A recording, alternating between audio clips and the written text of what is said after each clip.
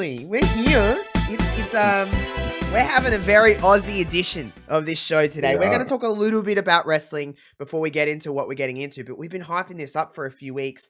It's time to talk about Australia, and it's time to give this lovely American a nice little quiz about Australia. I have wrote down questions on a piece of paper.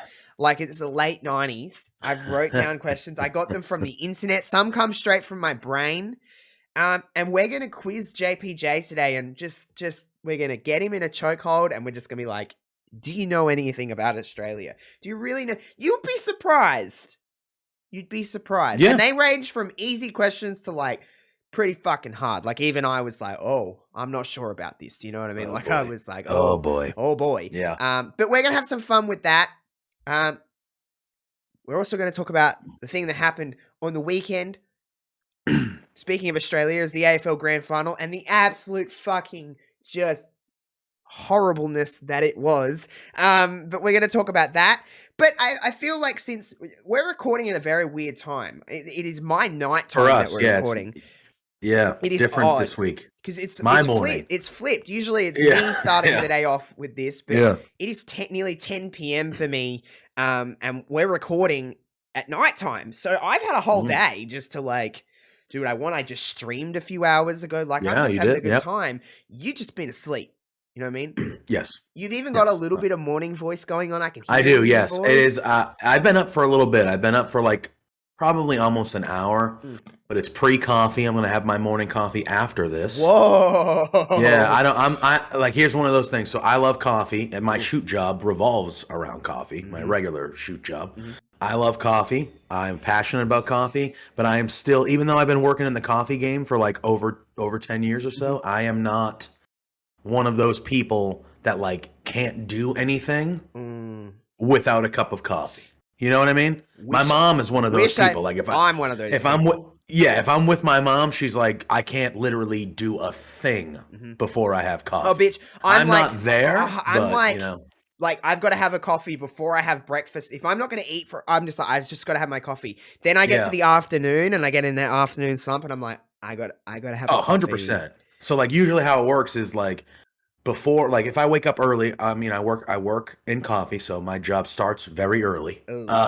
Most days. I'll wake up, I'll take a shower, I'll get dressed, I'll drive to work without having a coffee. But it's like once I get to work, I'm ordering my coffee, and like before I get on the floor and start like taking care of shit and doing stuff, I need my coffee before I start getting in that zone. But like when I'm just getting ready and getting dressed and driving, like I'm just like, I'm all right, I'm okay. I don't like need it to function. I guess. I wish I would. I mean, I wish I was function, like 100%. Work mentality, work. Yeah. It really does depend on the. I'm pretty like. I gotta get up and I have coffee. a lot of my customers that come into the shop. They are very much that way. They'll come in and they're not rude or anything, but like I'll be like, "Good morning, how you doing?" And they're just like, "Yeah." Like I can tell that I'm like, okay. Like once you take a few sips, you'll be able to talk to me. You know what I mean? Like it's kind of one of those things. But coffee is let's be completely honest, coffee's a drug. 100%. And you're addicted to it. And I didn't start drinking coffee until I was like late into my teens. And Me too. I didn't like the taste of it. Late. I was like, what the hell is this? Like, it's not that nice. Like it. And I'm going to be honest with you. I started working in coffee like around the age like 25, 26, something like that. And I didn't really drink coffee until I started working in coffee, really. Yeah. And it was even a few years, like my first couple years, everyone would be like, "Oh, what's your favorite drink?" Or like, what do you drink?" And I'm like, I don't even drink coffee. But then, you know, the 3 a.m. alarms, they catch up to you at some point. And I was like, okay, I think I need coffee now. I think I'm a coffee person now. It's a drug, but it's an amazing drug. And it's weird because coffee can make you be like, I need a coffee because otherwise I'm going to get a headache. But then when I drink coffee, I still do get a headache. So like, it's just like your body kind of, well, your mind tells you that you need it, and you're like, I need it to function. But even though you really don't, I mean, no, you don't. But like, honestly, I've come to like, as I get older, the taste of coffee is just like I love it. Like one of my favorite things is like when I go on vacation or holiday, like, and I'm like, when I know I'm going to a city or I know I'm going to a town, like I Google, whoa, where are the cool coffee shop? Mhm. Like that's part of like who I am now because I just love coffee and I'm passionate. So like, it's like, oh, we're going to Chicago for 5 days. All right, well, like I'm gonna be looking up like cool fucking coffee Yeah, shops and the little ones. in Chicago, like the little mom and pops. Yeah, like Yeah. I can go to a Starbucks anytime I want. I can go to a Dunkin' Donuts where I'm Yeah. from anytime I want. There's a million of those. Like, you know what I mean? Yeah. I don't want to travel across the It's country and go it's to a almost like Starbucks every day. I a want to see part what of they're the about. yeah, it's like you can taste what like the taste of their coffee almost tells you the experience that you're gonna have in that place. Like you just like Yeah, it just like kind of just goes yeah. with the theme of it, teams with the And I theme, love it. whatever. Like It's good. I live in the Northeast, so like if I'm going towards like Vermont or up north, like the maple and the maple syrup is like better up Mhm. there because of the I've whatever. watched that So episode like of Friends where Ross gets all the yeah, there you maple go. Yeah, candy. I know what exactly. you're So talking like about. you get like a maple latte from up there, like in the Oh, fall if you go to yum. Vermont for a weekend and you get a hot maple. It's like it doesn't taste a maple latte doesn't taste the same anywhere else Mm, than up. You know what I mean? Than when mm. you have it up there. So it's kind of like, and then you go to different parts of the country and you see like the flavors that they use, and it's all like, Yeah. it's cool. I Like out love in that kind of shit California, they're too. using honey a lot I and like things like vanilla. that, and Like like vanilla lattes are like, yeah, yummy. yeah, yeah, Sign me yeah. up. So It's just yeah, coffee's a great I love thing. it. I love it. Speaking of great things, we're coming off the heels of a pretty great Raw a It couple was of very days good. ago by the time you guys hear this, but we're just going to touch on like I'm not going to sit here and break down every part of Raw, but Yeah, obviously the main thing that I want to take away from this Raw is that the quality of wrestling on Raw, it's probably the first time since all of the changes that have happened within WWE. And kind of it's worn off a little bit, that kind of new feeling of like Triple H is in charge now. It's just kind of, we're starting to get in the swing. I'm like, wow, Raw is actually quite an entertainable show. it is. Like it's At home. really, really fun to watch. And still 3 hours is a long time. Yeah, But 3 hours the is too long quality if of it's not a pay per wrestling, view. the quality of wrestling on Raw, especially as opposed to SmackDown, is really, we're getting like different matches all the time. It's not the same Yeah, people wrestling the same matches every single week. We're getting really good matches.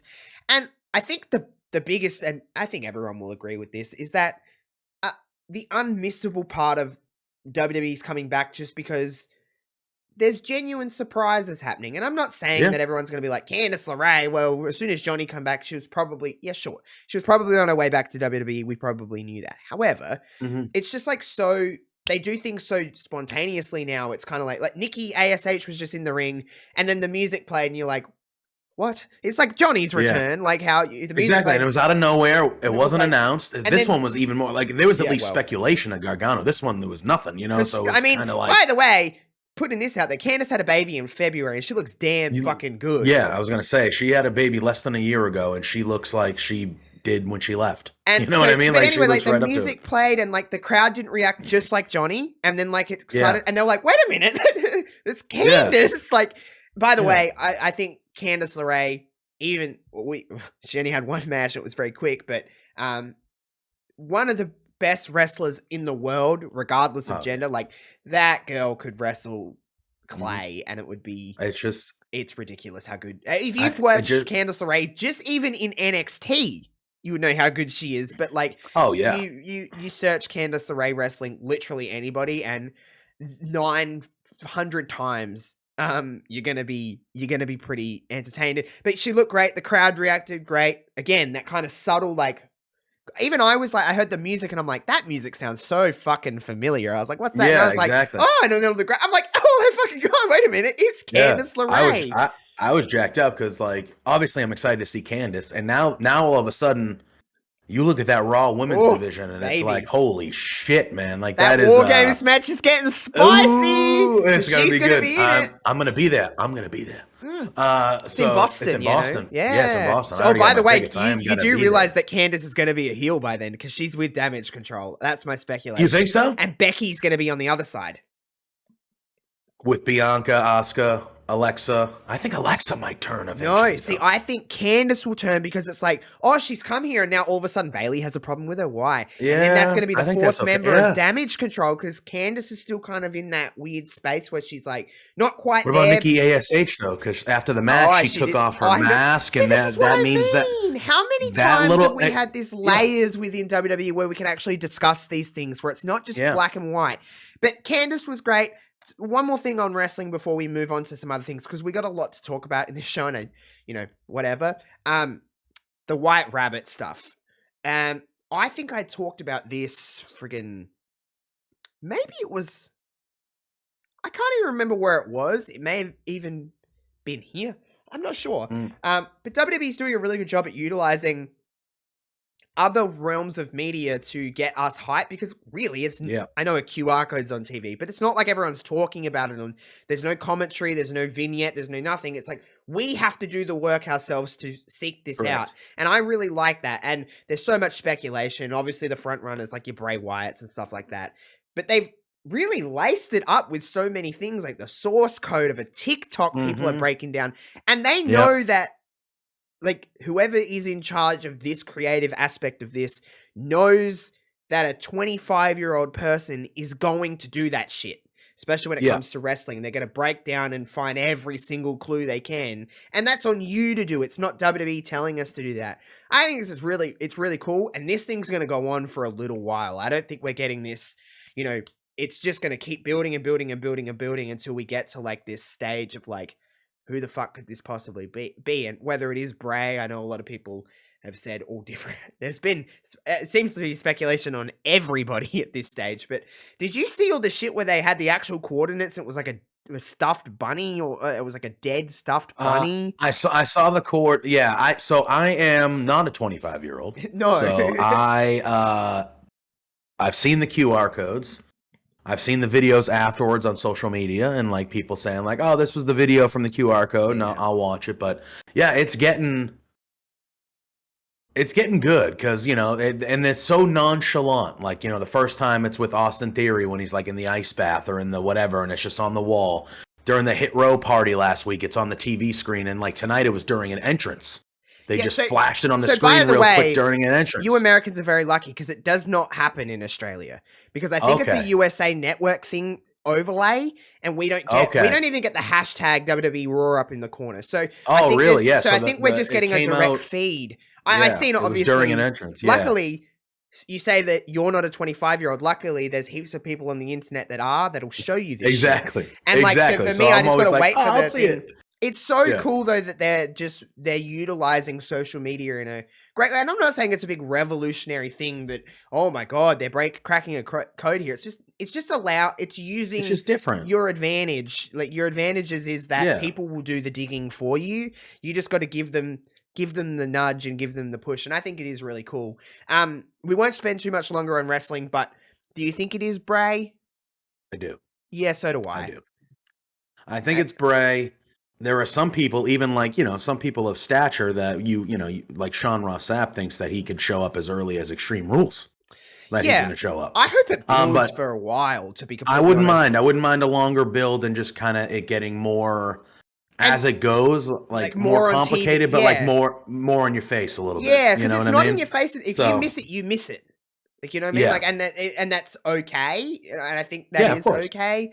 But yeah, just slightly like, just little things, like little week by week commentators going, like, oh, there's a lot of speculation on this. Oh, did you, and then just like backstage stuff and just little, and then it can become bigger and bigger to this like big reveal. And then it's like in 2 weeks, in 3 weeks, in whatever, like in so many days, like, and then start your more traditional way of doing stuff. But it is a really cool way, whatever it ends up being, who really knows. But the good thing about this is that there's always a chance to be let down in wrestling, but of course, with who's in charge right now and the way that WWE spun in the last couple of months, it's kind of insane when you think about how much has actually changed and how much just like simple stuff has changed, that you're just like, oh wow, this is actually how a story flows, and oh wow, it's not a DQ in every finish, and but still allowing some of that stuff to happen because that is a part of wrestling. But like it's cool, and I'm very into I hate saying the word product sometimes, but I mean very into what they're dishing out. I am very especially on Raw. Feeling very good. Raw has been excellent. But I think SmackDown Raw has is still been very a little good. Bit of a... SmackDown is still so dependent on Roman and the bloodline that on the weeks by that the way, Roman's that not segment last week was... yeah. again, with Sami Zayn and that whole thing, that's one of my favorite things they're doing too. They so they had me. I was like, oh my god, it's happening. Yeah, they're gonna kick him out. This is it. This is the one. But now they didn't, and they needs to build for a long time as well, 100%, dude. Like this is just 100%. We're in a really cool little spot because there's a lot of cool stuff going on, and on the AEW side as well, I think it would be silly not to mention Saraya coming in. Oh, of course, huge. I mean, gigantic. That monstrous reaction. That is one of the loudest reactions I've heard in. Yeah, and she deserves it, especially if she's going to wrestle. Yeah, I know some people are feeling uneasy about it, and they're like, "Hey, you know what I hate though, if she's cleared." Yeah, if she's cleared and a doctor said you're good to go, then who the fuck are we? Like I understand. No one cared when, like, no one had all of this. Oh my god, they shouldn't step in a ring when it was Bryan or when it was Edge. Yeah. Like, is it because she's a woman? I mean, I don't know. I just feel like, and it comes from good intentions because people don't want to see her break her neck, and I understand. I don't want to see her break it. It's happened twice to the poor girl. But if she feels comfortable and a doctor feels comfortable, that really should be the end of the conversation. Correct. But monstrous reaction. She come out to her boyfriend. I know everyone's like, as soon as you mention her and then that song, people are like, did you know he's a piece of shit? Yes, he's kind of a piece of shit. He is a piece of shit, but some Falling in Reverse songs aren't bad. But they are pieces of shit. That song though, like, I get that, like, he is a piece of crap, but like, it's cool for her, I guess, to come out to her boyfriend's music. I mean, Zombie Fight is a good song, but she got like literally like. And she does a monstrous pop. Like when that name come up, like, I wasn't watching. I don't watch AEW, but like I was scrolling at the time. I think I was doing something else, and then people were like, "Holy fuck!" And I was like, "Wait a minute, hold on." And then obviously that, and I mean, she shot really in the arm. She listen. It's you know how I am, and I'm not going to sit here and explain how I feel about how the women are treated. But if this does not change how Tony Khan books women, it will never change.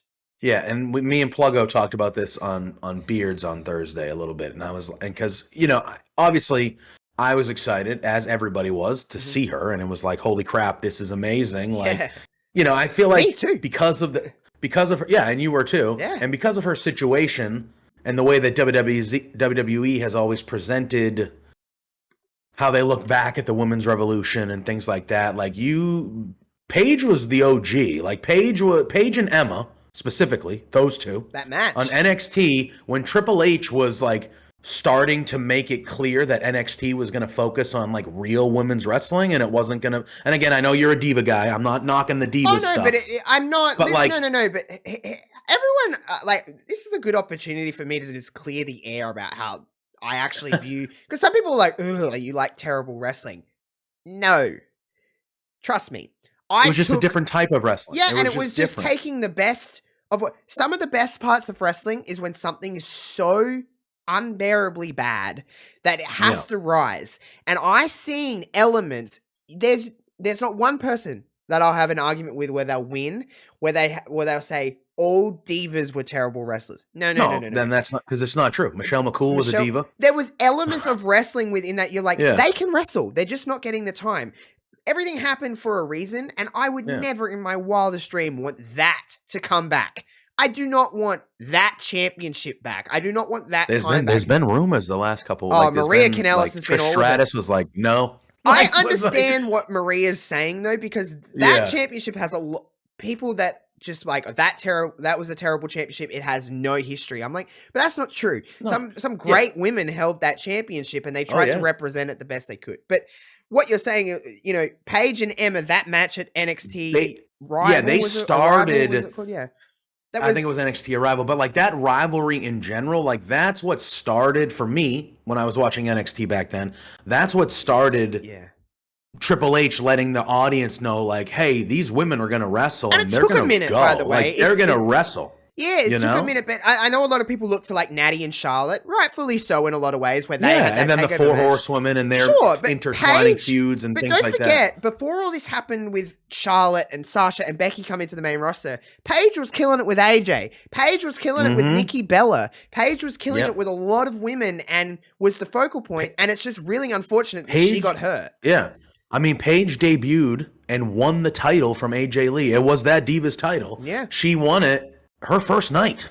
So like they had, by the way, that was like $295. By the way, that AJ was on that. AJ beat literally the night after Mania, wasn't it? It was the night after Mania. She literally beat every diva in a fatal 14-way match the night before. Like and then Paige won the next night. And Paige was, on the up and had a feud with AJ Lee, and they turned on one another. That was actually one of the first times that women were getting like a little bit of substance within their story. There has been times before, but I mean, like, in a pretty good string, and then the Bellas had their thing, and then Paige would work with the Bellas. And if you go back and watch Paige's work from that time in NXT, just her stuff with AJ, and then with Nikki and Brie and Natty and people like that, Paige was putting in a lot of work that sometimes I feel like she doesn't honestly get enough credit for. She doesn't get mentioned. It always starts with the four horsewomen. And I get it. I get it. They became four of the all-time. I get it. Yeah. I get it. But Saraya did so much in that time. Yeah, like she was the catalyst to allow, like, not to allow that to happen, but she was one of the originals that like got them to the point that the four horsewomen could become the four horsewomen. Without Paige, without Emma, without Natty, without these early NXT. And Summer Rae and people like that. Yeah, Summer Rae was one of those people. She was doing great stuff in NXT. Yeah.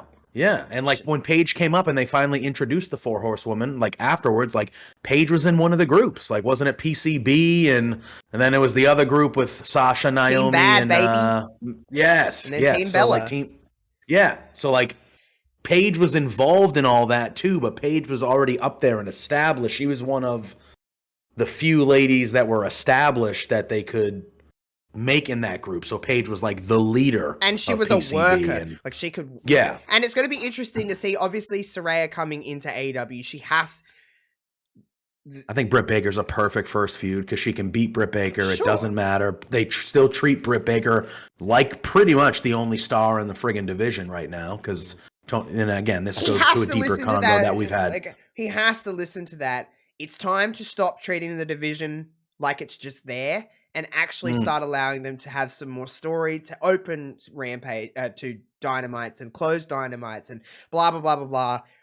That is a topic for another day. We'll see. But I'm very happy for Saraya. No matter where she goes, I just want her to be happy, healthy, and I want to see if all of this is, fine and she's got the all clear. I want to see if she can still go. Yeah, me too. I want to see her wrestle. But it does, a little part of me wishes that moment could have happened in a Royal Rumble. But it is what it is. Regardless of anything, if she's happy, I'm good, because I've always been a big advocate for her. And she's had some fault of her own, some fault of other things. Yeah, but she's had a tough go. It hasn't all been easy for her. No. Physically and on the other side. So it has not all been good. I'm happy to see her happy, I guess is what I'm saying. Before we get into our Australia quiz, I got to talk about the AFL Grand Final and the little bit of a stinker it was. So the day started nice.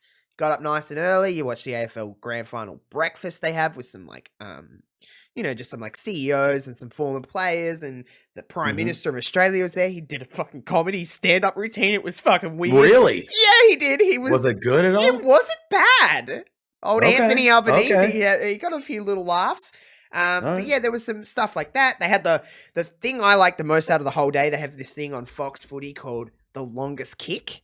And basically, you're in Melbourne and there's the Yarra River and it's like 80 meters long, and they just kick it into the river and see how far you can get it. And yeah, it was great. There was an Adelaide Crows play. They have all different footy players. And it was cool. So that was fun. And then we got into the game. Robbie Williams come out and gave us some nice pre-game entertainment. Him and Delta Goodrum. They did some song. It was great. Everything was going splendid. And you were just like, all right, I'm ready for the footy. Game happened.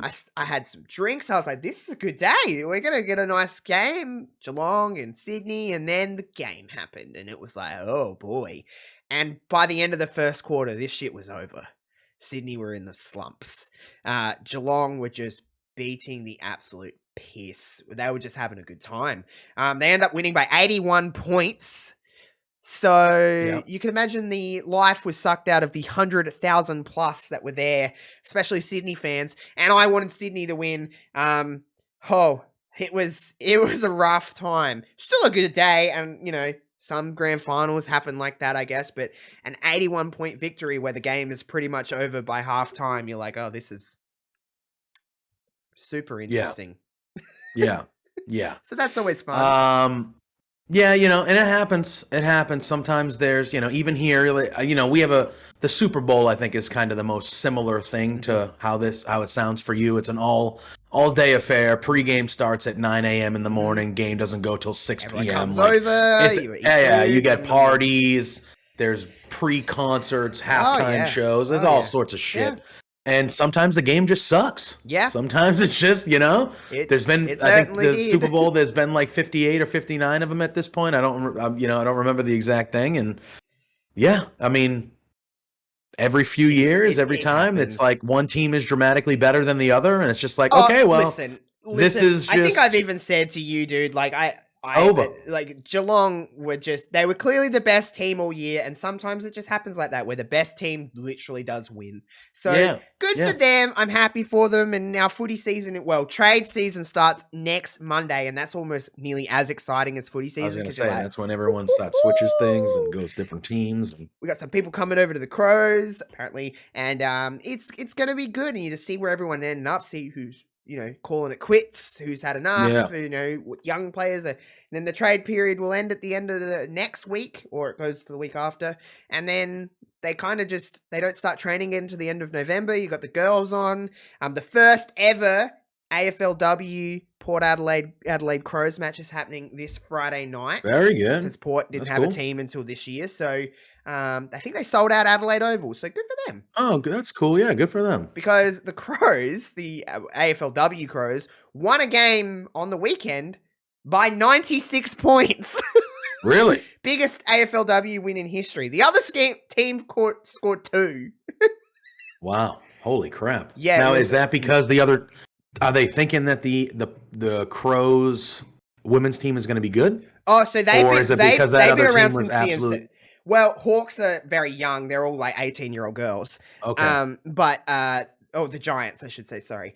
But the Crows they're 3-time premiership. The AFLW Crows are like cream of the crop. They're a different story to the boys. The boys are, are what they are. Great. The girls, yeah. I almost can just walk around on a cloud when it talks about the AFLW Crows because they're just like, they're like fine. The best. But Port are they got some good players. They took a lot of players from the Crows when they started up this year. Yeah. So it'll be a very interesting game. So I'm going to watch that on Friday night. And then the girls go to about November and then kind of have a dip until, until it's next season. So it's sucky for me because footy's over. But, oh well, it is what it is. I can dabble back more into some wrestling and stuff like that in the off-season of the footy. Not that it clashes ever, but that's not the point. So, yeah, the AFL Grand Final was what it was. It kind of peaked at the pre-game entertainment with Robbie Williams, to be completely honest. So, could have turned it off then and I wouldn't have missed too much because the energy was just gone. I was just kind of like, well, this game's over. Can we just get to the end? And then they had all the, the medals and stuff they do after a grand final. And and I think one clip of the AFL Grand Final went viral. It was on like Sports Center and stuff on ESPN in the States. I didn't see it. Well, Joel Selwood, the captain of the Geelong Cats, there is a guy that they have, like a friend of the team's named Sammy, and he has it's like Down syndrome, but gotcha. Yeah, and he went over and like got him out of the crowd and like brought him in, gave him his medal, let him hold up the premiership cup and stuff. Yeah, his name's Sammy. He's pretty cool. He's like a friend of the Geelong Cats. So that's cool. That must be great for him. He must love that. Yeah. So yeah, a nice heartwarming stuff too. Yeah. And otherwise pretty shitty AFL Grand Final. Oh well, still a spectacle. Still, I think it was. Yeah, of course. It was the first. As you can see, this is the first AFL Grand Final since COVID, because Melbourne was in lockdown this time last year, and then obviously the year before there was no crowds for anything. So this was the first one in a while. I think it was the 4th highest attended Grand Final in history or something like that. That's pretty good. Hey, here's what it is. Ratings were way down on TV, but it was a stinker of a game. So. whatever. People want it to be twilight or prime time, grand final at nighttime. It's on at 2:30 in the afternoon. I don't know. Australia's in shambles over it, over the fucking arguments they're having with what time this fucking game should air. Who really? Yeah. I don't really give a shit what time it is. So it's normal in the afternoon right now? Yeah, about 2:00 ish. Okay. Around that time. But people want it to be twilight, so they want it to start at like 4, so it goes into the dark. Gotcha. Some people want it at like 7 p.m. I was gonna say some people are probably like, put it on prime time. We'll get more, whatever. Oh, all the TV investors and all advertising people want it on at prime time because you get more money. You get more money, more viewers. But it's a Saturday afternoon. It kind of traditionally has always been 1, 2 o'clock. Traditionally, with the history of it, there are. And I think it's more of a battle between like the AFL and like the network that it's on. Of like, we want it on at this time, well, we don't because we want to, be traditional. I don't know. Find a compromise, I guess, but we'll see what happens. Right? We'll see how much money talks because of this $4.5 billion deal that the AFL just did with Channel 7 and Fox Footy. We'll see how much money they talk because they might be like, well, we might pull out of this deal. So it'll be interesting to see. But yeah, that's all the talk about the AFL Grand Final. There is some AFL related questions in this little shit. But I think it's time we quiz JPJ on some Australia knowledge. So I've got them all here. I've got it all here. I'm going to mix it up a little bit and give you a little, like, there's some sport stuff in here. There's some straight pop culture stuff. There's some straight geography. There's some history stuff in here. There's some, it should be okay. And JPJ said last week that he did do a little bit of research on some things. I'm going to say a little bit, but I don't know what Josh came up with. So there's a chance I could go 0 for whatever here. I am American. We don't really care about anybody else besides ourselves and our deep-rooted Americanism, sadly. True. All right. Here's an easy, I think is easy, and something you probably should have looked up. Let's just get you on the perimeter of Australia. What is the capital city of Australia? This one I know. Canberra, if I said that wrong. It's Canberra, but... Canberra. Yeah. Canberra. You got there. So you're fine. Yes. So a lot of people think it's Sydney. A lot of people think Sydney... Is Sydney's the biggest? Sydney is Melbourne? Sydney is the biggest. Sydney by population is the biggest. Yeah. But Canberra is where Government House is. So Canberra is our capital city. Sydney is probably... I don't know. I don't know how the rest of the world thinks, but I think a lot of people think of the Harbour Bridge, the Opera House, Sydney. Yeah, so... But I feel like... Melbourne is a lot of people. This is completely different. But like when you think of America, a lot of people think of New York City. Like New York City is like one of the main cities you go to, and it's like, well, the capital's really kind of down here. Sure, and then I think LA because I'm like a stupid little drama kid that likes like Hollywood. Yeah. But New York, LA, but Washington is your capital. Washington D.C., which is like literally a town in Maryland. Like it's not. We have Washington State. Small. Canberra's not big. Exactly. We have Washington State, which is literally across the country, and then we have this little city in the middle of Maryland that's called Washington D.C., where all the big buildings are. So Canberra is it's got Government House. It has a few museums. It's where the Prime Minister lives. That's really, there's not much to Canberra, but it is what it is. Sure, Canberra's fine. I've been there once in my life. You been there? I was gonna say, have you been there? We went there on a school excursion. It's like one of those like historical so kind of things. Yeah. Bust it down to Canberra. That's like a 9, 10, 11 hour drive. I was gonna say, how far is that from? Okay, yeah. Yeah, it's a long way. Canberra is. How do I do? So, if you look at the map of Australia, and I'm down like on the little foot down the bottom. Canberra's all the way over here. all the way over there. It's like en route to Sydney, I would say, and Sydney's on the east coast. I guess that's how the easiest way to put it. But yes, Canberra is the capital city of Australia. So I know a lot of people sometimes will get stumped on that question just because they're like, what the fuck is that place? Everyone's like, yeah, well, it's where the Prime Minister lives. It's where Government House is. It's where all the important stuff in this country happens, I guess. I don't know. But I've seen Government House. It's fine. Yeah. They're all And I right went to a usually. museum, and all I remember, I was in grade 9 at school, or 8 even, and I put my hands on one of those things that make your hair go like, psst, like those Oh yeah, sounds. yeah, yeah, Those yeah. what are they called? Are they magnetic? I I don't don't know even what. know, but I know what you're talking. But Yeah, yeah, you put magnetic your hands on there, field and it's or like, yeah, that's what I yeah. remember from that trip. So To it's be my a grade kid. 9 excursion. All right, let's see. Let's see. Okay, let's That's the give only you. one I'm getting. Okay, so That's listen up. This is the only one I'm getting. a music related question. All right. Okay. Selling 600,000 tickets over 8 stadium shows across Australia, which musician had one of the biggest tours in Australian history behind AC/DC? Kylie Minogue. Damn. It was Adele. Really? See, she's not Australian. I'm So automatically going, so out. It's going to be someone who's Australian. she had 8 stadium shows that sold 600,000 tickets. That's a lot. That's a lot. AC/DC sold 750,000 tickets over 48 stadium shows. Yeah. Well, Adele is the biggest selling female in Australian tour history. Really? Adele. I mean, she's surprised. fantastic. Oh, She's fantastic. an Adele show would be very interesting to go to.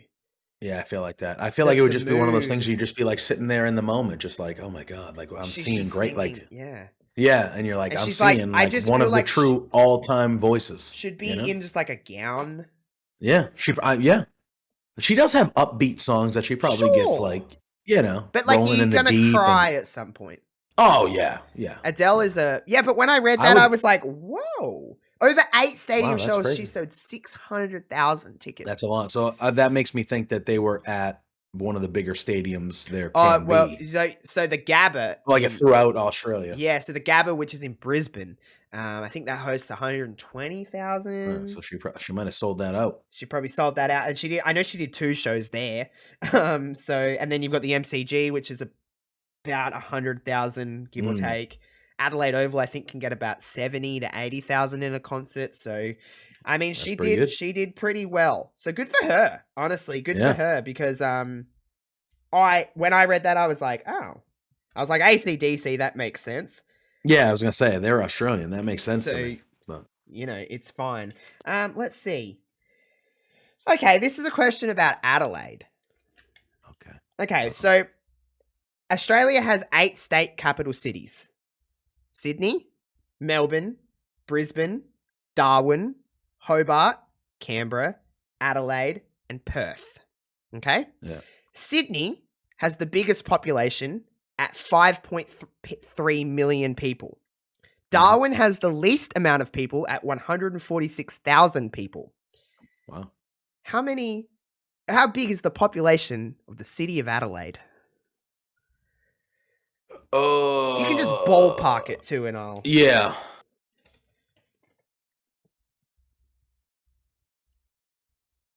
I'm gonna say it's less than 1 million.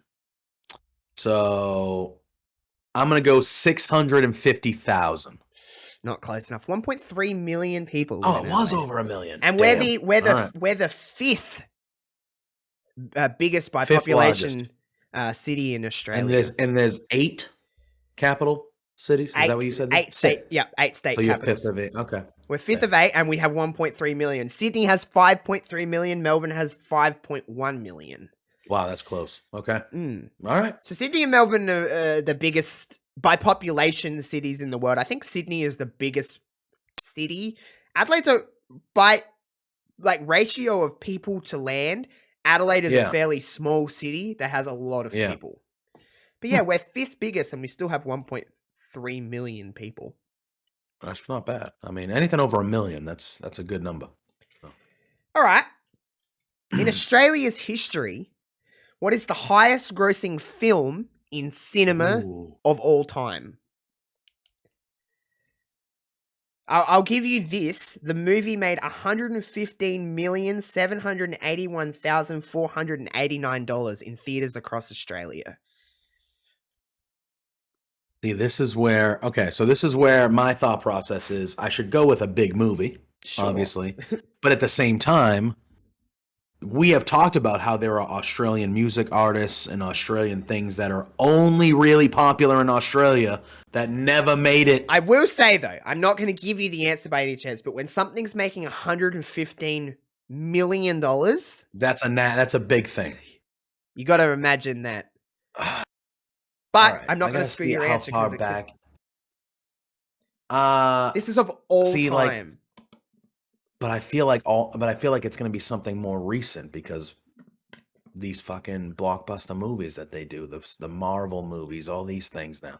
All time, it makes me think that it would be like, you know, something like a Star Wars or a Titanic or something that was this huge thing. But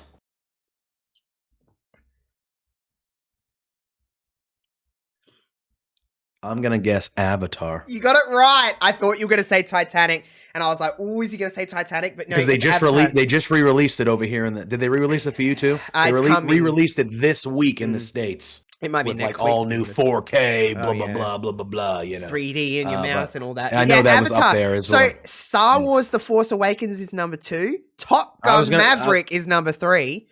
Top Gun, that movie ruled. Anyway, I haven't even watched the original Top Gun, but Avatar, $115 million, nearly 116 million in Australia.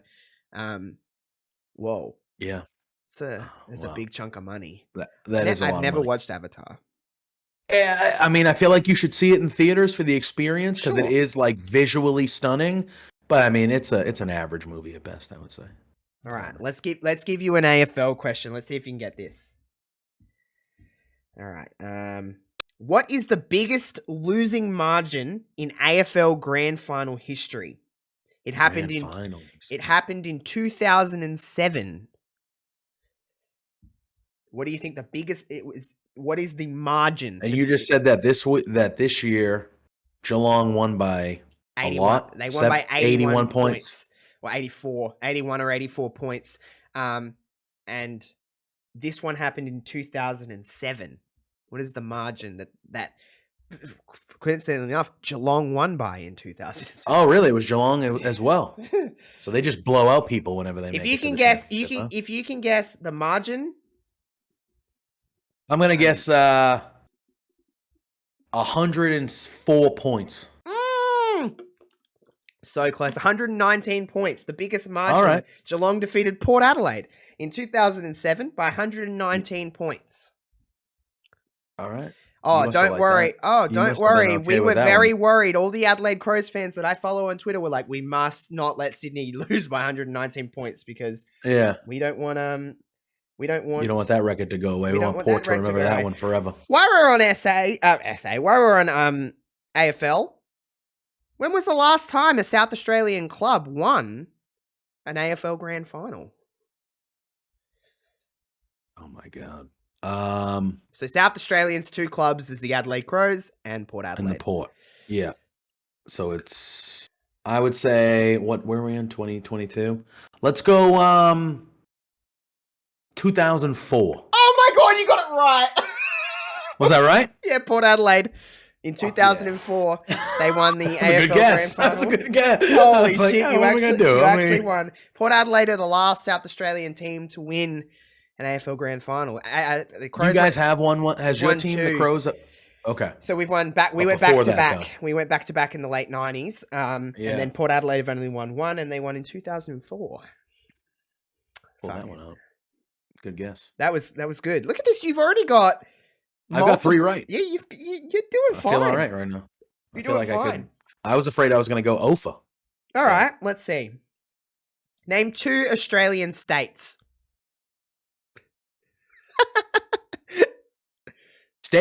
States. And one you should get because. Well, Adelaide. Well, no, that's a city. Oh, it's a city. A state. What state is Adelaide in? What state is Melbourne in? What state is Sydney in?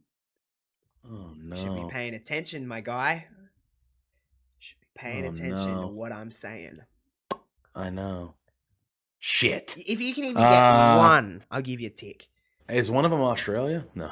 I mean, no, but no, I know. I don't think I'm going to be able to get one. You can pass. I mean, I can happily just give you. I think I know. Is that weird that you know that I know the cities more than I know the states? Is that like an uncommon thing? Well, no. I only think I know American states because of wrestling. I don't think everyone would know American states if they didn't watch sport of some kind. Yeah, I was gonna say, like, if just some random person in Australia, do they know what the fuck Missouri is? See, I don't think so. Oh, Missouri. But then again, saying that, the entertainment capital of the world is the States. So we see a lot of stuff on television, so we just pick up on it when we're younger or whenever we're watching. Yeah. But I know for a fact that I've said multiple states on this show to you. Yeah, I know you have. Dog shit. Like, where the fuck? What state do I live in? I don't know. I know you live near Adelaide. I'm sorry. It's fine. It's fine. So, any acceptable answer of the 8 states? Is Melbourne a state? No, that's a city. That's the city of the state is Victoria. Victoria, I knew that one. And South Australia is my state. South Australia. So you could have even guessed Western Australia. New South Wales is a state. That's where Sydney is. I should have known Victoria. I should have known South Australia. Queensland. That's where Brisbane is. I've heard of Queensland before. I wouldn't have got that one. I should have known. Victoria is one I should have known. See, I know that I've said Victoria before. Yes, and I've heard I know that's in Australia. Like, I should have known that. I should have known Victoria. See, this is what I was talking about when I thought I was going to go OFA. Questions like that, and I'd be like, I don't fucking know. All right.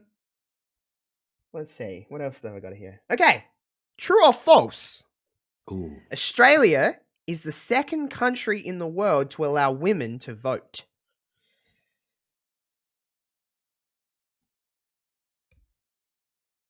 I'm going to go true. Yeah, that's right. Do you want to have a stab at what country was the first country to allow women to vote? No, it wasn't America. That's correct. So women couldn't have a bank account until 1976 in America. Think about that for a second. Yeah, that's ridiculous. Less than 50 years ago. Yeah, that's anyway. Whoa. If just take a stab. Any country in the world. I'll give you a hint. This country Europe. is that's a continent, my guy. No, but is it in Europe? No, it's not in Europe. Oh, that just takes out half the fucking world. No, it doesn't. Okay, but this country in today's present, at least from my point of view, they're looked at as a pretty progressive and pretty calm country. Pretty chill.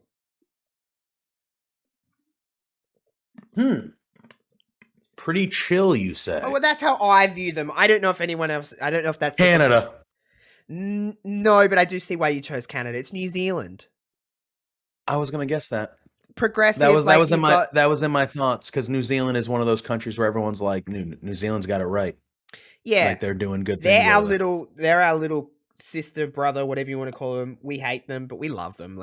But no one else is allowed to talk. So they were first, and you guys were second. So you guys over there, basically, because they're very close to you. Obviously. Yeah, we're like right next door. You're like right next door. Like, so you guys were really ahead of the things. Yeah, we allowed women to vote. It was still in the 1900s, but I mean, you know, what can you do? I guess at this stage. But all right, here's a sport related question that you might get. So the Socceroos, which is our country's soccer team, the Socceroos, have a world record for the largest margin of victory in an international soccer match. What was the margin? They have a literal world record, like a Guinness. So I just need the number of the margin. I just need the margin number. You just need the margin number. What was the margin of that game? The world record. It's the largest margin of victory in an international soccer match. Okay. It was in 2001, I believe. I didn't write it down, but I think it was in 2001. The Socceroos. See, here's the thing, though. For me, like soccer, a large margin is not technically always a large number. You know what I mean? Mm-hmm. Just because goals are, I'll go with 11. Not close. 31-0. Holy shit! 31-0. Who the hell they beat? It worked out to be nearly a goal every minute. I was gonna say 30. That's like, I didn't even know that was possible because they get like 2 in soccer. Literally, like if you win 4-0, that's like a blowout. Like that's a blowout victory. Yeah. You know? What a ridiculous 31. Who did you have? Who they played? I don't have it wrote down, But all I know is it was obviously Yikes. it was international. So well, I mean, that's never being beaten. No way in hell. It was in 2001. I know that. Holy crap. That's impressive. It's pretty ridiculous. Yeah. All right, let's see what else we got here. What have I got on this back page? Oh. What is a shoey? What's a shoey? A shoey. What is a shoey? I'm not gonna know that. I don't know. You never said this to me before. This is the most Australian thing in the world. A shoey. Well, I'm gonna go on a limb and say it's not a shoe. It's not a shoe. Sure. Is it a slipper?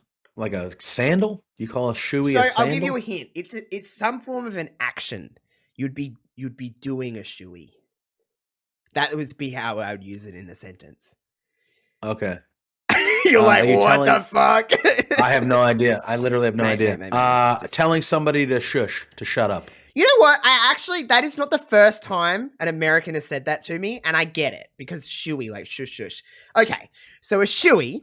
Like shoey for me would be like, get out of here, shoo, shoo. You know what? Get out of here. I get it. I get that. I get where you're coming from. So a shoey is when you're wearing a shoe, then you take off the shoe.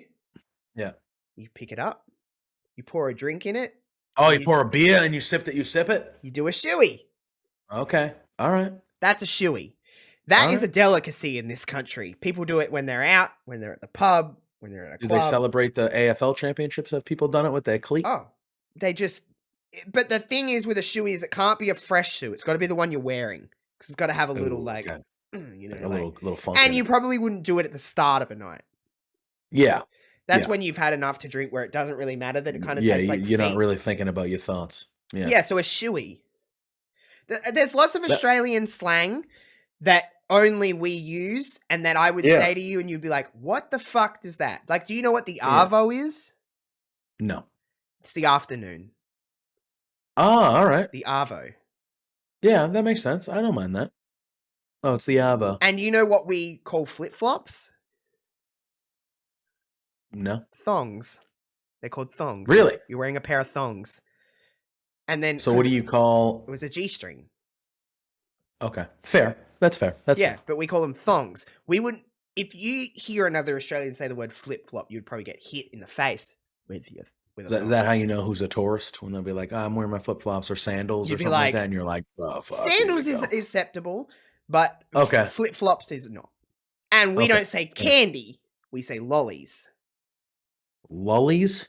Lollies. So L-O-L-L-I. Oh, like a lollipop? Yeah, like a lollipop, like a lolly? Lollies. Yeah. We don't say candy. For all candy, though? You say that as a general for all candy? Candy is not a word over here. Doesn't exist. Candy is almost what you would refer to as ecstasy.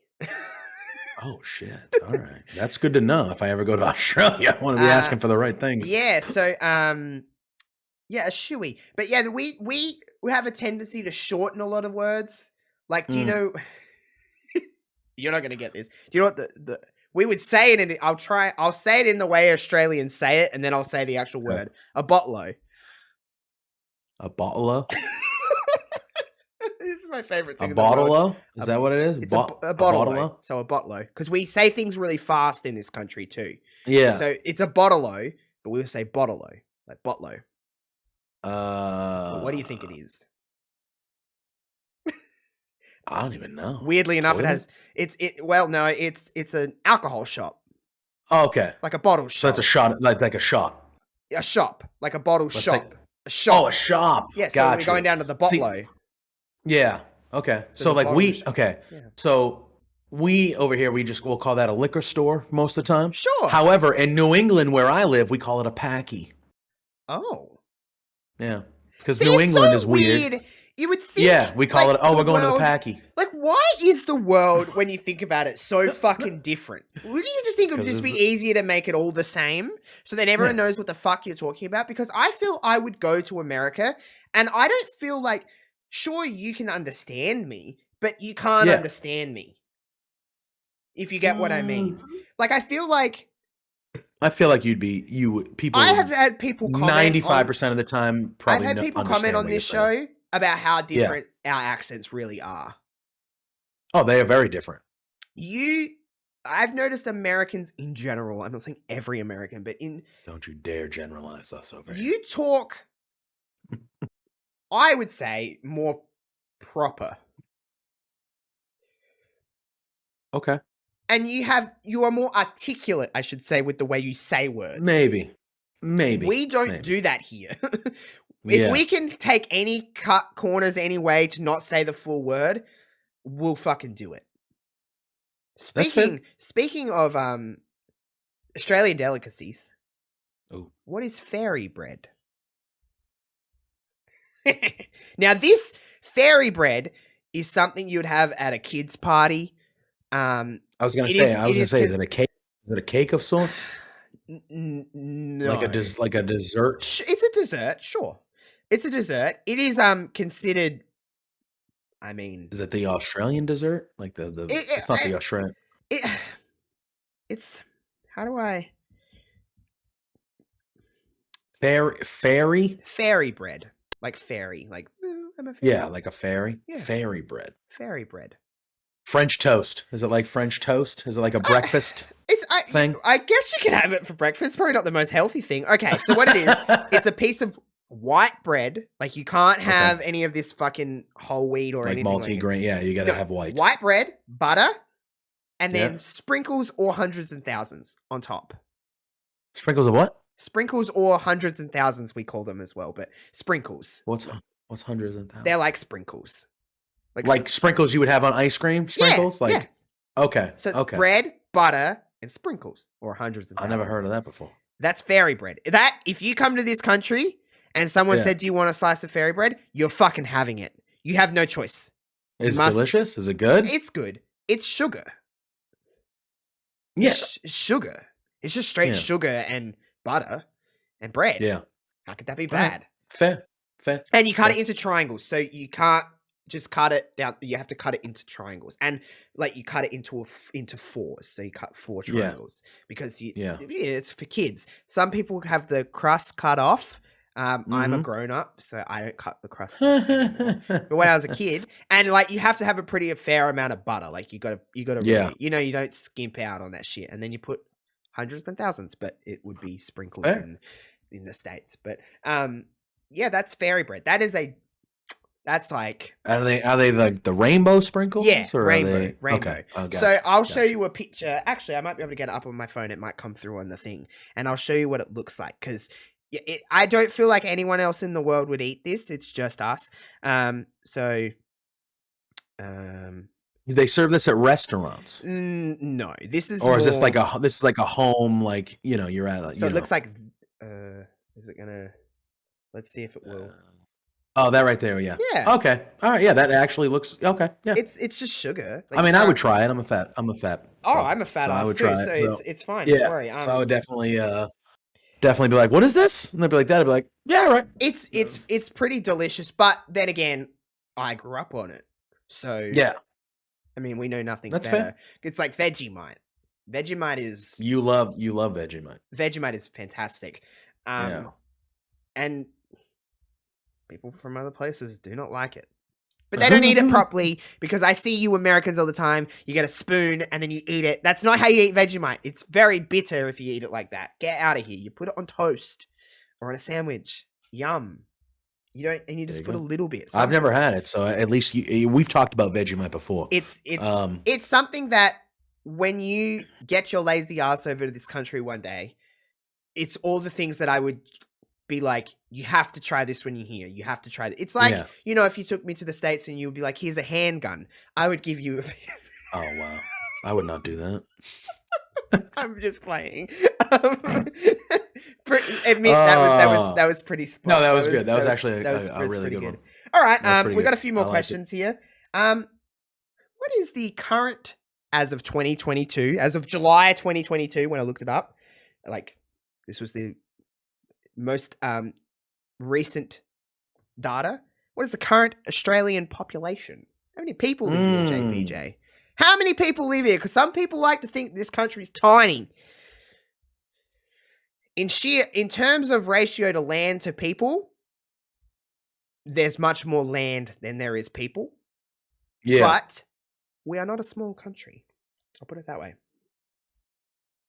I feel like I'm going to undershoot this a lot. But, okay, take this into account. Remember what we talked about before. There's 5.3 million people in Sydney alone. Well, yes. So that's, yeah. So my guess was going to be like 22 million.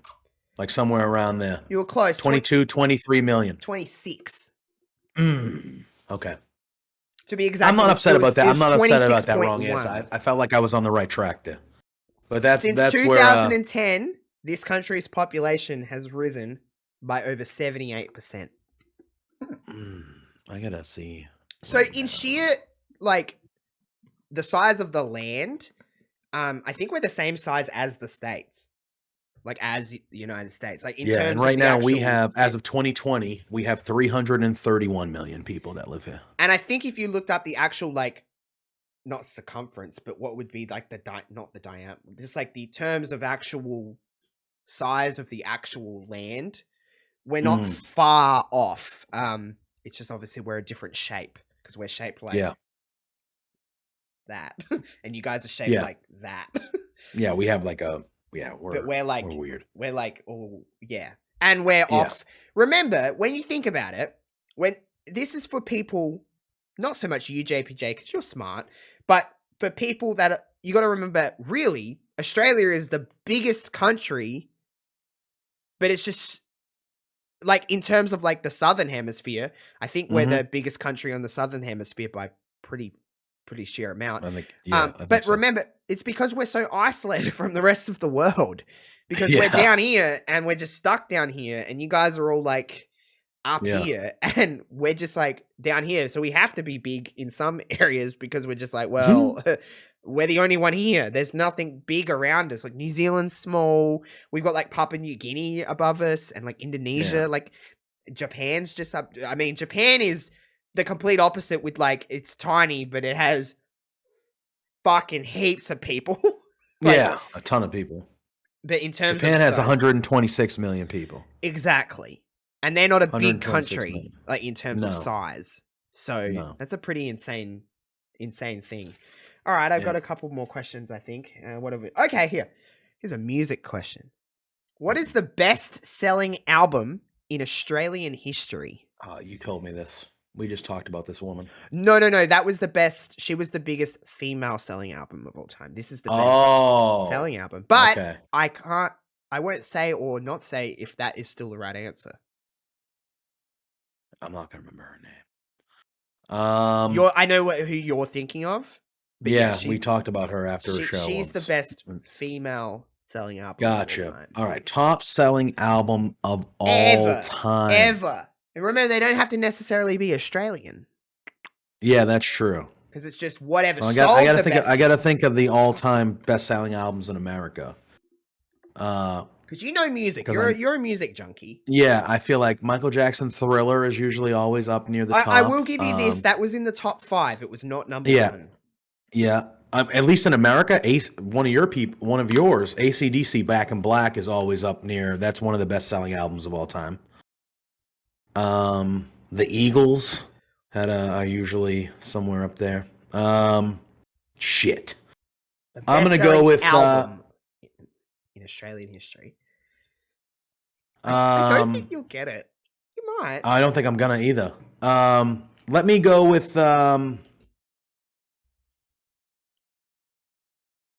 best-selling album of all time.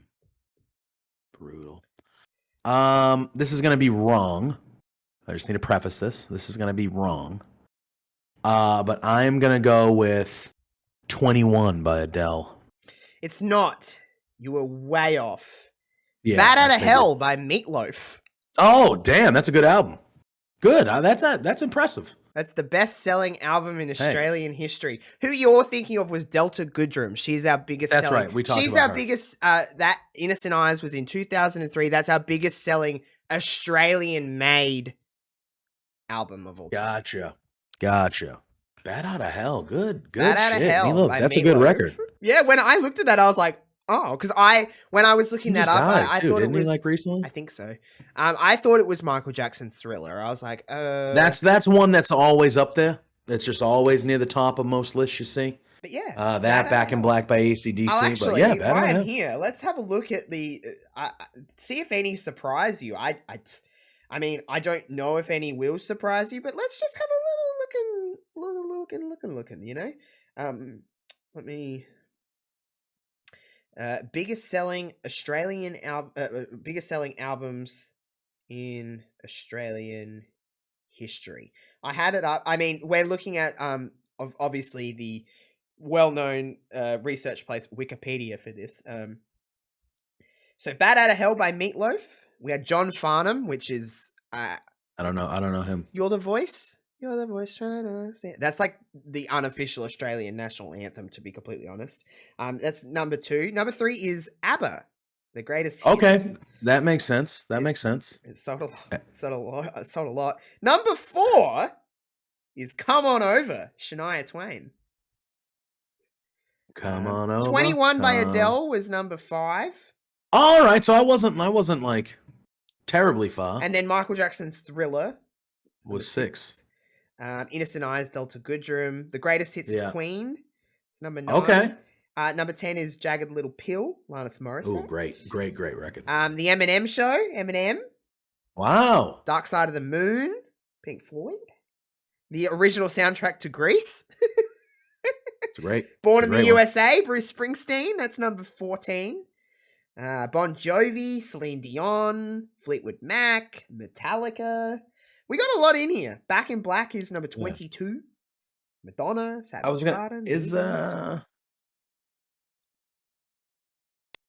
Did Olivia Newton-John? She's not Australian, but she lived in Australia. So she is considered Australian. She wasn't born here, but she lived here for a very long time. And she only just recently passed away. I was gonna say she like really recently passed away. Yeah, like as of like a few months. That was really August sad. or something. It was very sad. Yeah. I watched Grease because of it. Grease. That's why when you said Grease, I was like, oh. Olivia Newton-John, Let's Get Physical, baby. She was the best. What a song. Yeah. What a song that is. She was great. She's considered, although not. I was going to say, like, she is considered. I think, I was like, I don't know if she is technically Australian, but I know she's like considered like one of yours. Yeah, she is. She's very much considered. Yeah, she's very much considered one of us. But yeah, I am surprised that when you think about it, Adele's album 21 came out in 2011, and that's in the top 5, along with ABBA and John Farnham. Yeah, I mean, I'm all right. At least my guess came in the top 5, so I'm all right. I don't feel terrible about that guess. But yeah, Bad Outta Hell by Meatloaf. It's a great album. There you go. Great album. I honestly, when I looked that up, I was like, that came out in 1977. Yeah, I was gonna say that's a long time ago. A little before my time. While we're here, let's have a look at the movies. So Avatar is number 1. Star Wars: The Force Awakens is number 2. There's over $15 million in difference between those two movies, by the way. Top Gun Maverick, Avengers Endgame, Spider-Man No Way Home, The Lion King, but the 2019 version. Avengers, Star Wars, Last Jedi. Exactly. So that's why I'm always like. But I mean, there's considerable dips. So you're talking like 115 million for Avatar, 94 million for Star Wars. That's actually 20. That's like a $20 million difference. Yeah, and then 91, which is Top Gun, but that's in green because it's current. Yeah. Then there's 80. Yeah. It's 84, then 80, then 64, then 62, 58, 57, 55. Bohemian Rhapsody is number 10. They love Queen down there. Queen had an album in the top 10 too. Yeah, that we love. Well, apparently, we love Queen. When it talks about, so here we go, highest grossing Australian productions, like actual Australian productions. Yeah. The movie made, it had a Australian gross of 47 million, $328 million worldwide. I don't know if you'd guess what movie it is, or even if you've ever watched it, but it's the most Australian thing that you'll ever guess. What's the most Australian movie of all time? Oh my God. No. I don't even know if it's even something that you guys would know. It was released in 1986. 1986? Yeah, baby. I don't know. Crocodile Dundee. Oh, yeah. Damn it. And then Australia, the movie with Nicole Kidman. Yes. And then I Babe. that one. Babe with the pig? Love Babe. That's a great movie. This is Australian Productions. Elvis, that new movie Elvis. The new one? I've heard good things. Happy Feet was also Australian production. Where does because the Lego movie? Finding Nemo, obviously it's a Disney movie, but it takes place. But it didn't get made in Australia. Gotcha, but I know a lot of it circles around Sydney and 32 Wallaby Way, Sydney, baby. That's exactly. 32 Wallaby Way. That's Finding Nemo is a very beautiful movie, and it is. I was gonna say, so where I'm assuming that's is that an actual address in Sydney, Australia? I think it is. I think if you look it up, it just takes you to like Nemo related things. But 32 Wallaby Way, Sydney. Gotcha. It's like they're swimming in Australian Ocean. Yeah. So yep. It's 42 Wallaby Way. My bad. 42. P. Sherman, 42 Wallaby Way, Sydney. P. Sherman, 42 Wallaby Way. My bad. Sydney. Escape. That's a great. Really, that's a very That's a touching movie. So there isn't. It's not a real address, but if you look it up in Google Maps, it takes you to Finding Nemo. Like Finding Nemo stuff. Yeah. So yeah, fair. But that is Australia is, to round this out of this Australian chat. It's a very weird. It's weird for me to talk about Australia because I live here. But for you to talk about Australia, what is the things of Australia that you're just so... when you think of Australia, what do you think of? Oh, you're gonna make me sound like Well, that's fine though, because I like to see what the world's perception of this country is. When I think of Australia, it's different. When I think of Australia, I think of open land. To be honest with you, the outback. Yeah, the outback. That's what I think about. The outback. I think about Steve Irwin. I think about. Don't talk about Steve. I know. I'm sorry. I'm sorry. Recently, but I think about Steve Irwin. I think about kangaroos. I think about open land, like open, and I think about the giant spiders. That were probably the main reason why I almost will never go. Calm your tits, man. No, but I think about the outback. I think about the open land, the outback, animals. I think about the animals and the dead. Yeah, I just think about we're very that type of stuff. We're very one with the land. Yeah.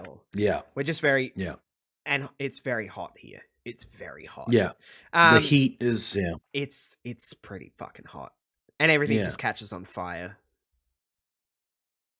That's like California here. California has these like month-long fires. They have fucking like earthquakes and shit too. They have earthquakes too, which are more scary. Which are scary. But like you see some of those photos of like California. They'll show those famous photos of like people driving home from work on the highway, and literally it looks like a movie. There's just gulfs of flames. When in 2020 surrounding these people. 2020, at the very beginning of 2020, this whole country was on fire. We had bushfires pretty much just everywhere. And I was about 2 hours away from the ones in the Adelaide Hills, and I would walk out my house because they were going for so long, and it would just be smoke. Yeah. It was fucking frightening. I live pretty inland in terms of like a fire it wouldn't be able to wipe. So it's so populated where I live that there's less bush. So it's just, there's less stuff, less bush to catch on fire. But that time was so intense. Like, that was like 2.5 weeks where the country was just on fire and it wasn't raining, and now we're in El Nino for the last couple of years, so it just doesn't stop raining in summer. But El Nino. That was like actually frightening. So like walk out and I would just be like, the sky, like it was sunny and it was blue skies, but you couldn't see anything because it was just all gray and stuff from smoke. And that wasn't even for someone that was in the fire. I was 2 hours away. So like you could smell it. Wild. I was safe, but it's still scary. You're like, holy shit, are we just going to wake up and we're just going to have to like get out of our house because evacuate, get out, like this. We have, that's scary. For people as hell. that live in more bushland and more outback Australia than I do, they have to have bushfire plans of like, okay, it's summertime because we have in this country we have a fire season and we have a non-fire season. And fire season starts at the start of November and it goes to the end of April.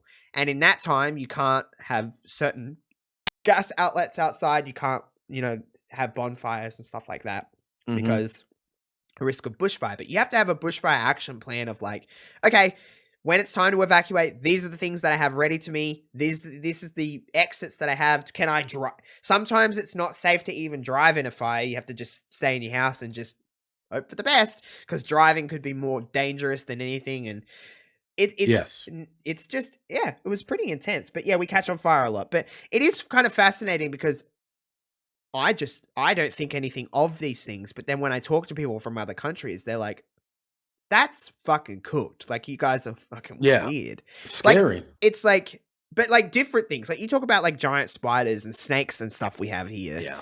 I'm so used to stuff.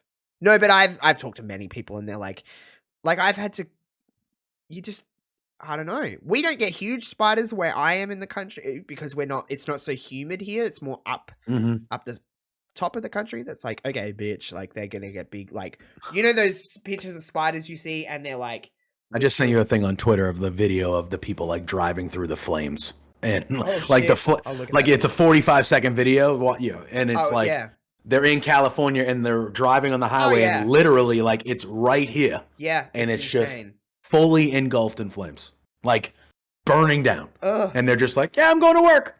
So I'm just like, all right, cool. You just have to adapt to it. But you know those pictures of the spiders that you see and they're like on the wall and they're like fucking gigantic? That's in like Queensland. So Brisbane and stuff up there, they get that kind of shit. We get snakes though. I mean, our backyard snakes are the snakes are my least favorite. I can almost deal with spiders, but like snakes are my... So our backyard snakes, the stuff that we just get in summertime, like they're just on our back doorstep, they're the second most venomous snake in the world. Brown snakes. King brown snakes. We kill them with like you just got to do it. Yeah, but I wouldn't. I'd be like, no, I'm not doing it. I hate it too. Like the first time I ever seen a snake where I wasn't around other people, I was in my backyard putting like washing. Are they aggressive? So snakes. Because I know that the second most venomous, but are they aggressive though? They sense fear. So if you see it and you're always told to stand still because snakes they don't see, they feel vibrations in the ground. Yeah. So you're always told to stand still and don't show fear. But how the fuck do you not show fear when there's a fucking venomous snake that could kill you? Yeah. The first time I was alone and seen a snake, I was close enough to my back door that you could dart in. But like, that's dangerous because a snake can move that fast that they could get into your house. Oh, there's 100%. People in this country that have gone to the toilet, opened up their toilet, and there's a snake sitting in it. Yeah, see, and again, now I would have to fly out the next day. That would be the end of my trip. I wouldn't want a snake in my house. I mean... Be the end of my trip. I remember this. Put it this way. This is how used to it I am. Is that last year in summertime, I walked out of my house, like out of my front door. My neighbor was like, "Oh, there was a snake in our backyard. I seen it go into your backyard," and we both just looked at each other and just went, "Okay." I mean, how big is a snake? Like, how big are these snakes? King brown snakes are long. They're pretty long. We get a lot of baby brown snakes. So put it this way. A brown snake will bite you. Yeah. And you have so much time. You have so much time to get to the hospital. Yeah. You got like 20 minutes. Get there. If it bites a dog, it's even less time. See, that's what I would be worried about. If I had pets, I'd be like, fuck, I can't leave the house. Like, you have Giddy, right? I have Lou. She's inside. Giddy's an indoor cat. I used to have Banjo, my dog, though, and he was outside. Again, it's not people. It's just, I don't know. Again, I'm used to it because it's just been what we're told since we were children. It's like, and like, I've seen snakes in my life. Like when I was a kid and we'd go in the fields and like fuck around and whatever, go in the woods and shit. Like, you see I've seen snakes, but like, it seems so commonplace that it's like, because no, I don't. It's just because it is what it is. Like, if you have grass and you don't mow your grass, there's going to be snakes in it. And like, we get sleepy lizards. Do you guys get sleepy lizards? So sleepy lizards are like really thick snakes. They look like they have legs. They're lizards. But if you see a sleepy lizard in your yard, that's usually a good thing. They'll bite you, but they're not poisonous. I mean, they'll only bite you if they feel threatened. So if you go to like hit it, they'll bite you, and they'll hiss at you. They make like a like it's really gross. And sometimes you get blue tongue ones. But if you see them in your yard, that's a good thing because they eat snakes, and that means you don't have snakes in your yard. So you just let the lizard roam around. Yeah, as long as the lizard leaves me alone. They're a little bit more like inquisitive than a snake. Like they'll be like, "Oh, let's go and sit like under your bin or something like that." And then when you pull the bin out, they're like, "Ah!" And you're like, "Holy fuck!" But snakes are a little bit more like hidden, and then if they feel threatened, they'll like come at you. So when you ask if they're aggressive, if they need to be, but so do you carry a weapon on you at all times? Like, how does this work? I don't know what you guys call it in America, but like it's like a dustpan, and you know when you sweep up, like you sweep your floors, and then is that what it's called over there, a dustpan? Yeah, the end of the dustpan. So you don't like stat, you just hit them. No, you like cut it. You That's gross. If they're little, if they're big, if they're really big, I'll call a snake catcher. Oh, so that's probably a pretty decent job down there then. They probably summertime they make bank. I was gonna say. Because they know hey, I got something in my backyard. It's too big. I'm not dealing with it. It's a call-out job. Like, it's a call-out. It doesn't matter what time of the day it is. It's like, there's a snake in my yard. I have animals. I have livelihood to protect. They're like, okay, cool. That'll be X amount of money. And then you go, what are you meant to say? No.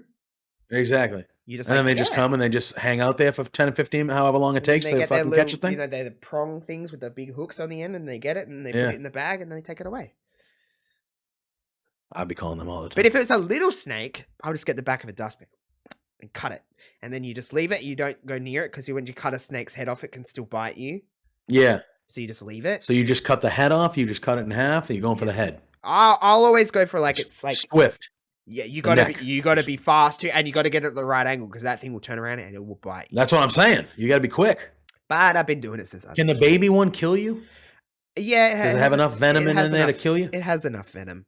My cousin's dog got bit by a baby snake like that big, and it died 15 minutes later.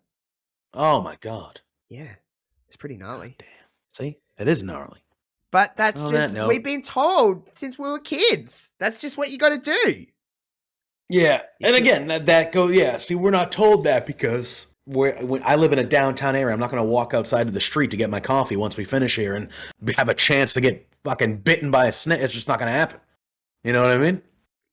And again, that's just where we grow up. I didn't grow up in... If you grow up in an area where there's a lot of them and there's a lot of land and grass, and you got to be taught to do that shit because it's part of your everyday, kind of, it feels like. It can be. At least in the summertime. Our wintertime, we don't get a lot of animals around. It's not like a big... I mean, it's like that here, too. Like, we have a ton of birds. You'll see a ton of birds we have magpies. Don't even fucking talk to me about magpies. Yeah, no, we got pigeons. Pigeons are probably our version. They're not what magpies are, but pigeons are like the prototypical regular bird. Yeah, they are in GTA 4. You see? I know. Yeah. Yeah, so pigeons are like you walk outside and you're like, that's a fucking pigeon. And they shit on you. Dumbass bird. No, they shit everywhere. They're dumb as fuck. Yeah, and they always in the fucking way. We have pigeons here too, and they're just like bopping around and you're like, move. Yeah. You have any piece of food. Seagulls? Those white We have seagulls, but that more is, they'll come inland. But so where I live, I'm like 25 minutes from a beach. Yeah, so they're at the beach. But as soon as they see food, but they'll come inland. They'll be flying around up top. And as soon as they see food, they're like, "Fucking give me that." But it's the same with pigeons, though. It's the same with pigeons. Like pigeons are just littler and grosser, and they're dirty looking. Yeah, they're dirty. But they're like dirty flying looking rats. Literally, they are. They're disgusting. And brutal. Yeah, we have them here, and they're not fun. If you have food, even the pigeons will look at you. Like, they'll look at you like you fucking dropping something. Yeah, like, get the fuck away from me. It's the worst. Leave me alone. I'll feed a seagull. I'll throw a french fry to a seagull. Sure, but then they hang around and you're like... Yeah, but then they're just like, and I'm just like, get away from me. Can you go away? Like, get out Seagulls have a chance to be like, I've seen some big seagulls. Oh, they will. And I'm like, that's a big motherfucker. And they get tank. They're like buff. And where we have wild turkeys. Oh, see, we're not where I am. So we have wild turkeys, and turkeys are super fucking aggressive. I've like heard. super aggressive. I've seen a few, but like they'll chase you down the street, like that type of aggressive. Yeah, poultry. So there's some great. General, You can go on YouTube if you want to go on YouTube. You can type in like turkey. It's probably mostly around here, I would think, in like New England. But you can type in like turkey attacks, and you'll see like turkeys like chasing male people off. Poultry, and, like, birds. I don't. Yeah, I'm not chickens and I'm not. I got attacked by a rooster when I was a kid, and it's fucking traumatic. Yeah, dude, they're bad. They're crazy. Roosters, turkeys, and these turkeys are big. Like these turkeys are like, yeah. You see a pack of them walking down like Don't they say like they're not in the main city streets, but they'll be in like neighborhoods. Like I got neighborhoods all around me, and they're like in the backyards, or they'll be like walking down the street, and like if you go near them, they'll the dad or the mom, whoever's the most protective one, will like they'll look at you and they'll be like, if you take one more step, like I'm coming after you. Like and you're like, the most dangerous. God, right. They say the most dangerous animal in the world is an ostrich. Yeah, because it can like it'll kill you. Oh yeah, because they'll like fucking peck you to and like death. they get their claws and like their feet and shit, and they're big, they're taller, they're bigger than us, or fast. Yeah, and they can outrun. Like there's no way you can get away from it. They will fucking murder you. Did you know in this country there was an emu war? Well, I was gonna say emu is one of the national. It's kangaroo and emu are like the two. So emus were like in 19 something, a part of the country was like overrun by emus, and they had to like kill and like cull all these emus because they were taking over the country, and it's called the Great Emu War of Australia. It's fucked. Crazy. And like emus literally took over a part of our country, and they were like killing people and shit. Yeah, because kangaroos and emus are on our money, so they're on our coins. Yeah, I was gonna say those are like the two like national animals. Yeah, that's our national animals. Or kangaroos are always in stuff. I don't understand why there's emus as well. Why isn't it like koalas or something? I don't understand. Yeah, I don't know. They're also they can be kind of vicious too. But you know, that's fun. But basically, in all, to take anything from this conversation is that if you're not from here, it's a pretty fucking cooked country. We're pretty fucking weird. Also, don't approach a kangaroo. They'll beat you up.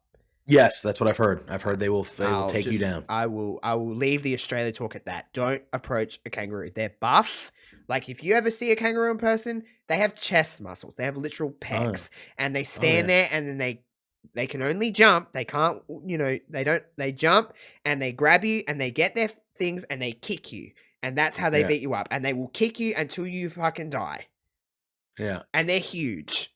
Kangaroos are monstrous animals, and they're just buff, and they're frightening. Like though you hit that with your car gets impaled. That thing gets up and bops on away. That's how intense they are. I feel like they're not as big as these animals, but that's how we have moose. Yeah, I've heard about moose, and moose are gigantic, and they can fuck you up. Gigantic. Right? Yeah, if you hit a moose with your car, you're fucked. Yeah. You know what I mean? Like, you could die. That thing will come right through. My dad was driving at night, and a kangaroo hopped up beside the car, and the kangaroo, like, hit the car.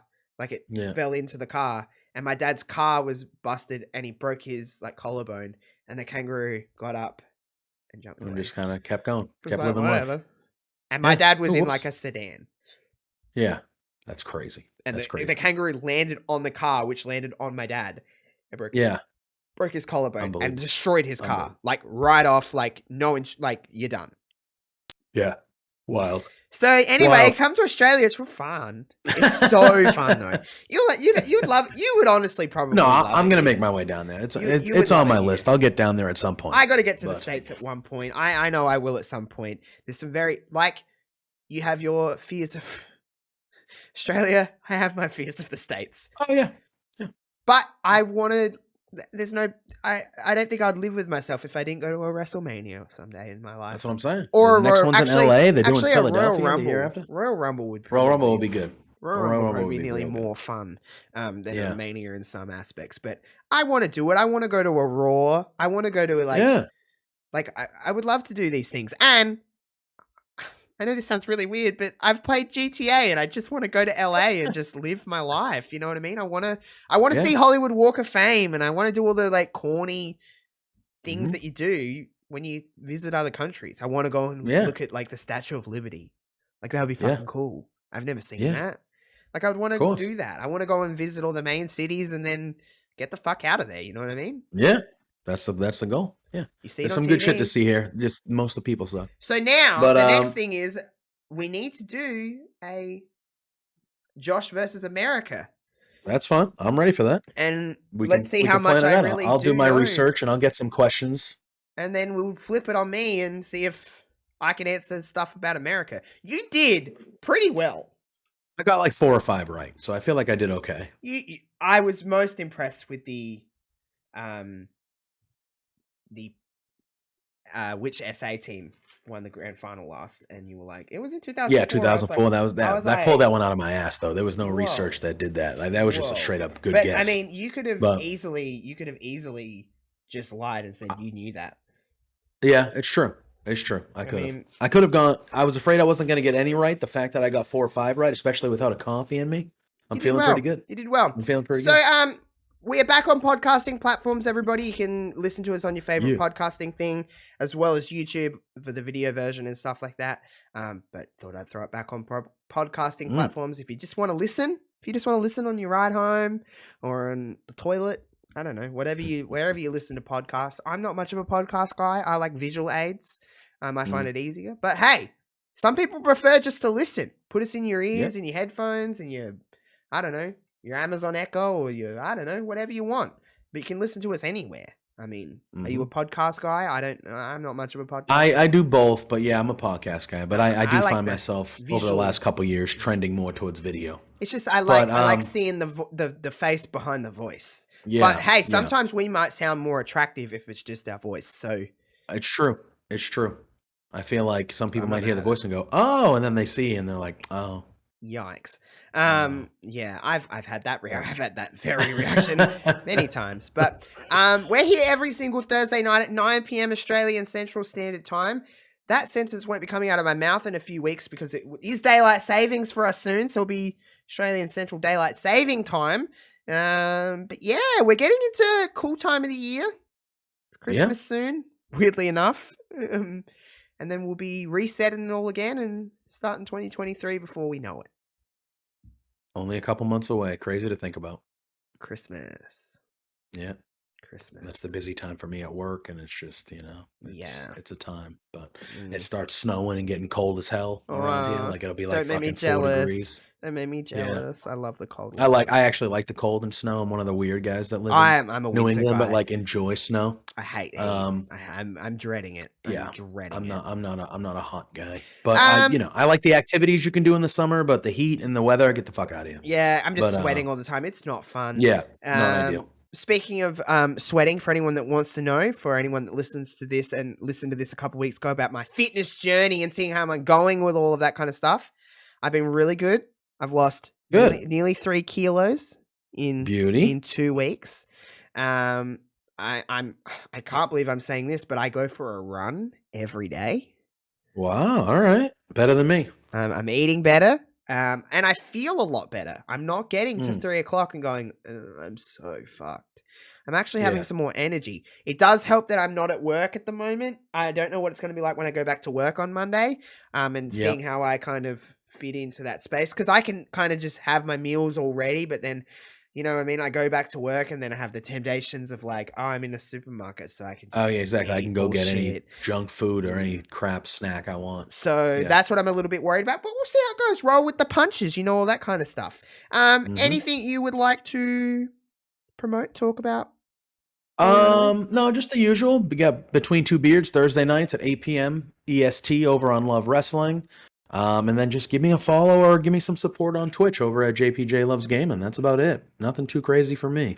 So, hell yeah. The typical things, Same here, my friend. Same here. I'll be on, by the time you hear this, I'm having my last week before I go back to work as much Twitch as I can. We're in the midst of a Carlito season mode in SmackDown vs. Raw 2007, which has just been, it's been interesting. It's been very interesting, to say the least. Doing other stuff. Red Dead is back over on my channel, all of that kind of stuff. Find all the links to our stuff, of course, in the description, whether you're listening on podcast or here on YouTube. It's all in below. It's all on the screen if you're watching. But we'll be back. We won't be back next Thursday night. Next Thursday morning, I should say. Well, night for me, whatever, morning for you.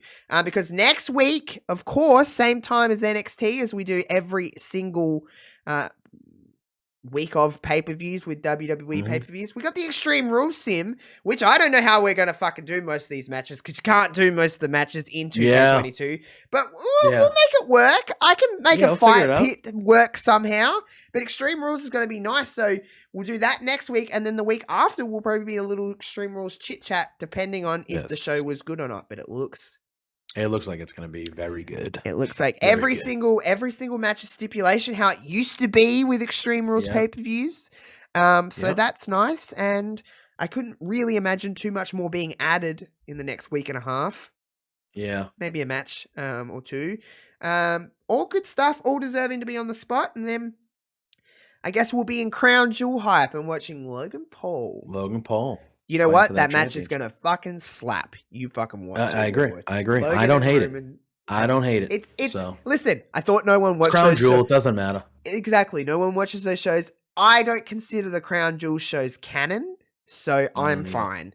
So it'll just be a fun match that gives them a big... It's a perfect way for a big... He has a big following. He's only had 2 matches, but they've been really good. He's good at this. He knows how to promote.